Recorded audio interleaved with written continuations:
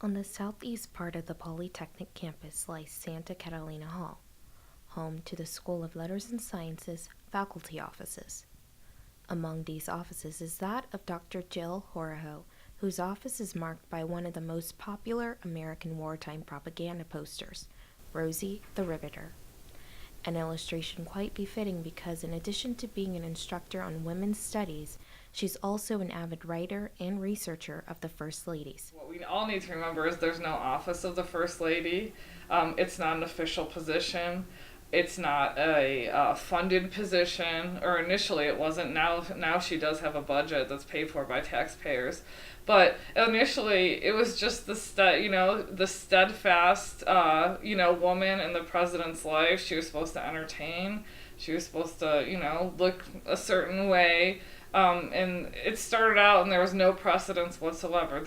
It's not a clearly defined role. It's not found in a constitution or any piece of paper what a first lady is supposed to do. So it's kind of this interesting organic role. What are you supposed to do? How are you supposed to behave? What kind of precedents are you supposed to set? With no precedent being set, many Americans keep a watchful eye on each First Lady to see what she'll bring to the table, as far as image is concerned. What are they talking about?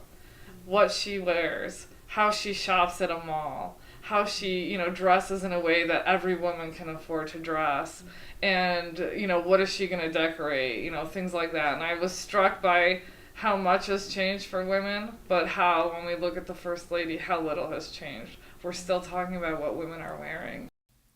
Even if the First Lady is not only looking good, but tackling issues, those same issues will be the stereotypical ones. And if you look at issues that First Ladies generally tackle, what does it pertain to?